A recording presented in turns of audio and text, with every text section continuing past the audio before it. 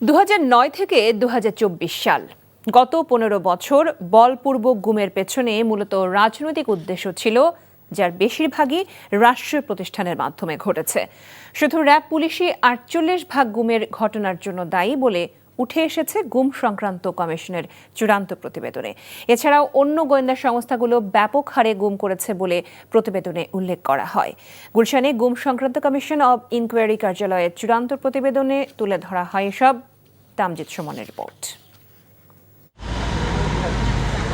24 সেপ্টেম্বরে গুম সংক্রান্ত কমিশন গঠনের পর 2009 থেকে 2024 পর্যন্ত সময়ে গুমের ঘটনাগুলো অনুসন্ধান শুরু করে কমিশন। প্রায় 3.5 মাস অনুসন্ধান শেষে রোববার প্রধান উপদেষ্টার কাছে আনুষ্ঠানিক প্রতিবেদন দাখিল করে কমিশন। আর সোমবার তদন্ত কমিশনের গুলশান কার্যালয়ে সংবাদ সম্মেলন করে প্রতিবেদনটি গণমাধ্যমের সামনে তুলে ধরেন কমিশনের প্রধান। কমিশনের এই প্রতিবেদনে উঠে এসেছে ফ্যাসিস্ট আমলের 15 বছরে যেসব গুমের ঘটনা ঘটেছিল সেগুলো মূলত রাজনৈতিক উদ্দেশ্যে করা হয়েছে। প্রায় 25% গুমের অভিযোগে র্যাব জড়িত, এরপর পুলিশ 23% গুমের ঘটনায় জড়িত।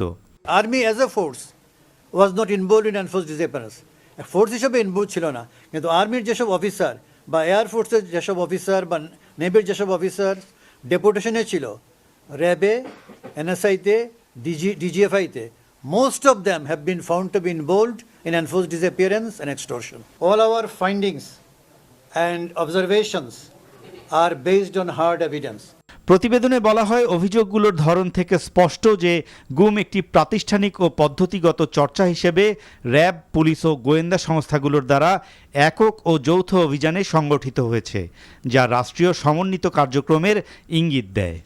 কোনো অপারেশনে দেখা যাচ্ছে আপনার একটা সিঙ্গল ফোর্স করছে অপারেশন, আর কোনো অপারেশন দেখছি আমরা সেগমেন্টেড, একটা অপারেশনের 2টা সেগমেন্ট।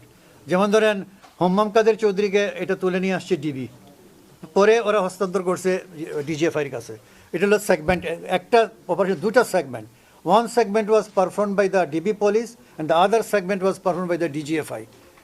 প্রতিবেদনে উল্লেখ করা হয়, গোয়েন্দা সংস্থাগুলোর মাধ্যমে বেশিরভাগ ক্ষেত্রে গুমের শিকার হয়েছে বিরোধী দলের নেতাকর্মী।